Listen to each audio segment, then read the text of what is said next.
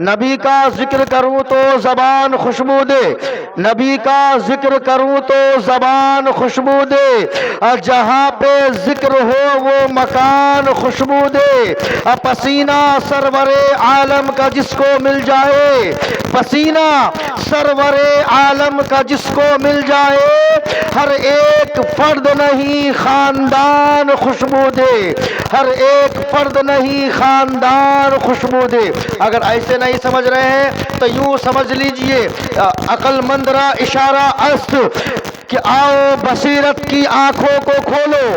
گزارش ہے کہ سانپوں سے محفوظ ہو لو، آؤ اس بصیرت کی آنکھوں کو کھولو، گزارش ہے کہ سانپوں سے محفوظ ہو لو، اب بریلی کے دھرتی پہ یہ جا کے بولو میں مجرم ہوں آقا مجھے ساتھ لے لو، بریلی کے دھرتی پہ یہ جا کے بولو میں مجرم ہوں آقا مجھے ساتھ لے لو، کہ رستے میں ہے جا بجا آنے والے،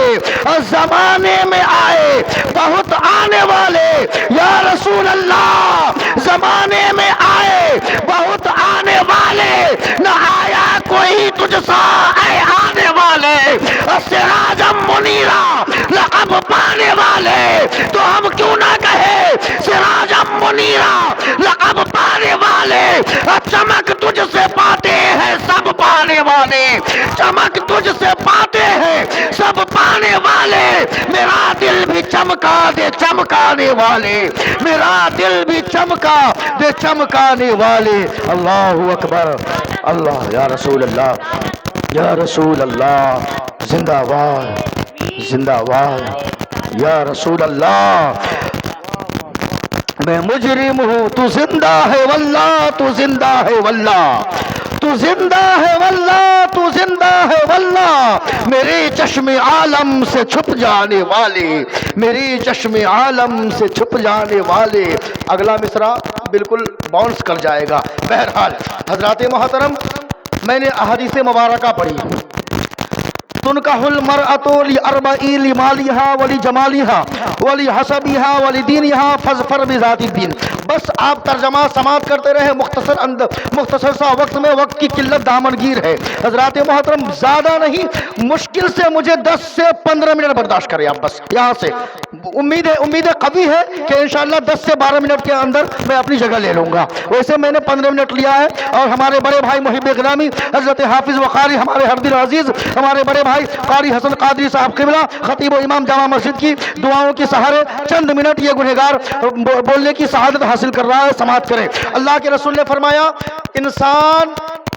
لوگ نکاح کرتے ہیں عورتوں سے، لوگ نکاح کرتے ہیں عورتوں سے، تنکح المرأۃ، عورتوں سے، لأربع، 4 چیزوں کی بنیاد پہ، جو آج ہم کر رہے ہیں نا، یہ ٹینٹ ہاؤس، یہ باجا،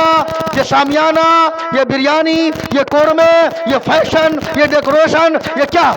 جو آج ہم کر رہے ہیں وہ آج سے 1400 برس پہلے آقا بتا کے چلے گئے۔ لوگ نکاح کرتے ہیں عورتوں سے 4 چیزوں کی بنیاد پہ۔ پہلا کیا ہے؟ لمالہا، پہلے مال کی بنیاد پہ، لڑکا والا گیا لڑکی والے کے پاس، دیکھا مالدار ہے، ٹھیک ہے، رشتہ قریب طے ہونے کے کگار پہ آ چکا۔ اب دیکھیں گے ولی جمالہا، خوبصورتی دیکھیں گے، حسین و جمیل ہے کہ نہیں لڑکی کے اندر حسن و جمال ہے کہ نہیں، اگر لڑکی حسین و جمیل ہے چلو رشتہ طے ہونے کے کگار پہ اور قریب ہو چکا ہے۔ اب دیکھیں گے ولی حسبہا، یہ حسب ہمارا نسب، یہ خاندان ہمارے خاندان سے ملتا ہے یا نہیں، یہ برادری ہمارے برادری سے ملتی ہے کہ نہیں، اگر یہ بھی اگر صحیح ہے، ایک ہے دونوں برادری تو رشتہ پکا۔ اب آئیے والی دینہا، پوچھیں گے لڑکی دیندار ہے کہ نہیں، ہاں لڑکی دیندار ہے، اور قریب آ جاؤ۔ لیکن اللہ کے رسول نے کیا فرمایا؟ فاظفر بذات الدین، سب سے زیادہ ترجیح دینے کا حکم اگر آقا کریم نے دیا ہے تو دینداری کو ترجیح دینا چاہیے۔ فاظفر بذات الدین، دینداری کو سب سے زیادہ ترجیح دو، مال کو ترجیح نہیں۔ اگر کوئی برادری ہے، شاہ بوڑھا ہے تو بھی اگر مسلمان ہے، شاہ ہے، ایمان والا ہے تو بھی نکاح کر لو، غریب ہے تو مومن ہے تو بھی نکاح کر لو، مالدار ہے مومن ہے تو بھی نکاح کر لو۔ یہ نہیں کہا کہ تم پہلے مالداری دیکھو، حسن و جمال دیکھو، نہیں کہا، آقا نے فرمایا فَاظْفَرْ بِذَاتِ الدِّین، دینداری کو سب سے زیادہ ترجیح دو، کیونکہ آقا کریم نے فرمایا اِنَّ عَادَمَ النِّکَاحَ بَرَکَةٌ أَیْسَرَهُ مُعَوَّلًا، کم خرچ کرنے والی نکاح میں اللہ بے پناہ برکتوں کا نزول فرماتا ہے، رحمتوں کا ظہور فرماتا ہے۔ میرے عزیز و ملت کے نوجوانوں، اب یاد رکھیں، ہم فَاظْفَرْ بِذَاتِ الدِّین کے مطابق کیا ہمارے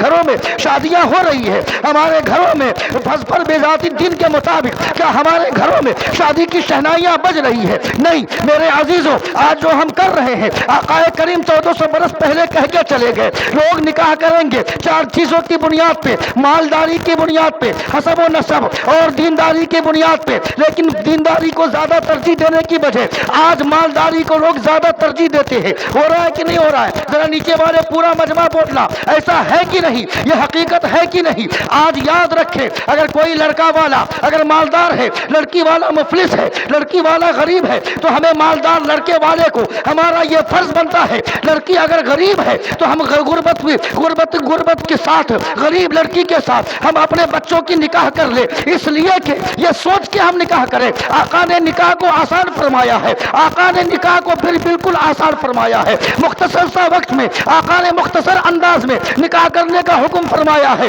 نہ کہ ہم ڈیکوریشن کے ساتھ یہ فیشن سمجھ کر کے شادی کریں۔ ہمیں یہ سوچ ہونی چاہیے کہ اگر لڑکی والا غریب ہے، ہم امیر ہے، تو چلو ہم لڑکی والے غریب کی بیٹی کو اٹھا لیں۔ اگر لڑکی والا غریب ہے، لڑکی والا امیر ہے، لڑکا والا غریب ہے، تو لڑکی والے کو چاہیے، ان دونوں کا حق ہوتا ہے کہ دونوں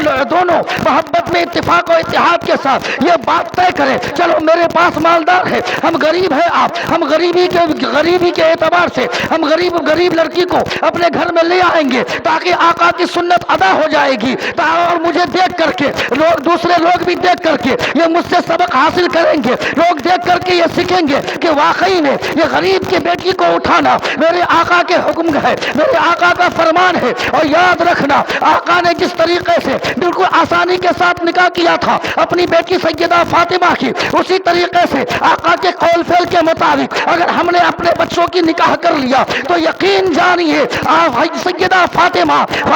میرے آقا فرماتے ہیں، اگر کوئی غریب باپ اپنی غریب بیٹی کو غریب شوہر کے ساتھ نکاح کروا دیا، کوئی غریب باپ اپنی غریب بیٹی کو غریب لڑکے کے ساتھ نکاح کروا دیا، اور وہ لڑکی یقین جانو غربت کی زندگی گزار کے اب غریب لڑکی غریبی کے ساتھ غریبی میں زندگی گزار لی، تو آقا کریم کا فرمان سنو، میرے آقا فرماتے ہیں کہ جو بیٹی غریب شوہر کے ساتھ غریبی میں زندگی گزار لے گی، وہ بیٹی میری بیٹی سیدہ فاطمہ کے ساتھ داخل جنت ہو جائے گی۔ میرے عزیزوں یاد رکھیے گا، اب ملت کے نوجوانوں ذرا اور قریب آ جاؤ، ہم ذرا سوچے تو صحیح، آج ہم مالدار ہیں، ہم غریب کی بیٹی کو نہیں لینا چاہتے، لڑکی والا مالدار ہے، ہم غریب لڑکے کو نہیں لینا چاہتے، لیکن یاد رکھنا اے ملت کے نوجوانوں، اے امیر باپ، اے امیر گھرانے والوں، ذرا اس بات کو یاد رکھنا، اگر تم امیر ہو، اپنے بیٹے کو تم امیر لڑکی تلاش کر رہے ہو، اور تیری شادی کو دیکھ کر کے، تیرے ڈیکوریشن کو دیکھ کر کے، یا تیری فیشن کو دیکھ کر کے کوئی لڑکی سسکتے کہا لگا کر کے روتے گھاڑے مار کر کے روتے اگر اس کی ہچکیاں لگ گئی اور اس کی آنکھیں بند ہو گئی، ان کا خاتمہ اگر ہو گیا، تو وہ لڑکی میرے آقا کی بارگاہ میں بروز محشر سفارش کرے گی، یا رسول اللہ یہ میرا قصور کیا تھا کہ میرے گھروں میں شادی کی شہنائیاں نہ بچ سکی، یا رسول اللہ میرا قصور یہی تھا، یا میرے باپ کا قصور یہ تھا کہ میرے باپ کے پاس اتنی دولت نہیں تھی کہ ان لڑکوں کا سودا کر لیتا، میرے باپ کے پاس اتنی جائیداد نہیں تھی کہ اپنی زمین کو بیچ کر ان لڑکوں کا سودا کر لیتا، بس قصور اتنا ہے کہ میرا باپ غریب تھا، اور یہ لڑکے والوں نے، امیر لوگوں نے شادی کو جتنا آپ نے آسان فرمایا تھا اتنا ہی اتنا مشکل کر دیا تھا کہ میرا باپ میری شادی نہ کر سکے، میری شادی کی وجہ سے میرا باپ میری شادی نہ کر سکے، میرے گھروں میں شادی کی شہنائیاں نہ بج سکی، میرے ہاتھوں میں مہندی نہ لگ سکی۔ یا رسول اللہ، آپ نے جتنی شادی کو آسان کیا تھا ان لوگوں نے اتنا ہی مشکل کر دیا تھا، بس قصور اتنا تھا۔ تو میرے آقا فرمائیں گے اے میری امت بتا لے، یہ بتا دے ذرا وہ دین یاد نہیں ہے؟ میرے سیدہ فاطمہ کی شادی کی تاریخ کو تم نے نہیں پڑھی تھی؟ میری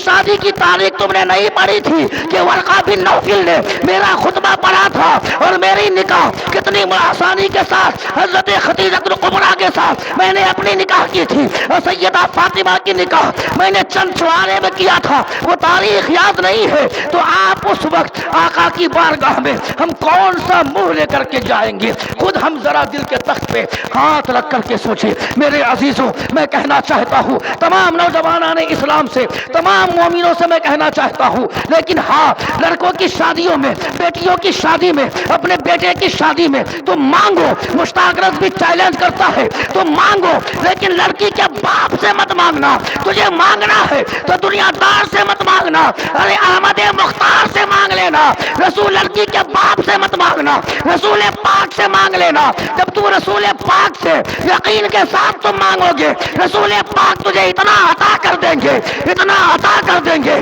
تیرا دین بھی سنور جائے گا، تیری دنیا بھی سنور جائے گا، تیرا آخرت بھی سنور جائے گا۔ ارے مانگ کے تو دیکھ، آج آقا نے، میرے آقا نے فرمایا عورتوں کو رحمت۔ بس اپنی گفتگو ختم کر رہا ہوں۔ آقا نے فرمایا عورتیں گھر کی رحمت ہے، جس کے گھر میں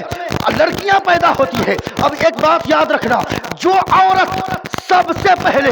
بیٹی پیدا کرتی ہے وہ سب سے زیادہ معظم اور مقدم ہوا کرتی ہے، اور جس کے گھروں میں لڑکیاں پیدا ہوتی ہے وہ گھر والوں کی رحمت بن جاتی ہے۔ جس لڑکی کو آقا نے رحمت بتایا ہے، اس لڑکی کو آج ہم نے شادی کو اتنا مشکل کر کے لڑکی کو رحمت نہیں، زحمت سمجھنے پہ مجبور کس نے کیا ہے؟ ہم نے 5 لاکھ کا ڈیمانڈ کر کے، ہم نے 10 لاکھ کے ڈیمانڈ کر کے، ہم نے ایک اپاچی ڈیمانڈ کر کے، ہم نے فارچونر ڈیمانڈ کر کے لڑکیوں کو رحمت کو زحمت سمجھنے پہ مجبور ہم لوگوں نے کیا ہے۔ لیکن یاد رکھنا، جس رحمت کو تم زحمت سمجھ رہے ہو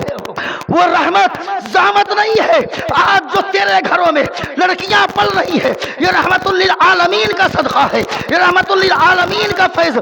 برکت ہے کہ میرے آقا کریم کی تاریخ کی اوراق کو پلٹ کے دیکھو، میرے آقا کی ولادت باسعادت سے پہلے کسی کے گھر میں آج جو رحمت آ رہی ہے میرے گھر میں۔ اب یاد رکھنا، یہاں سے میں ٹاپک 1 سیکنڈ کے لیے چینج کر دوں۔ شعیب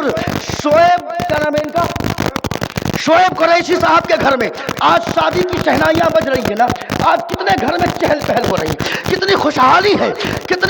کتنا مزہ آ رہا ہے، کتنا مسرت و شادمانی کے ساتھ لوگ زندگی گزار رہے ہیں۔ آج کی تاریخ، کل جو ان کے گھر پہ بارات آئے گی، لڑکی جب رخصت ہوگی تو چند لمحات کے بعد ان کے گھر میں آ کر کے ذرا دیکھنا، ایسا لگے گا کہ میت ہو چکی ہے،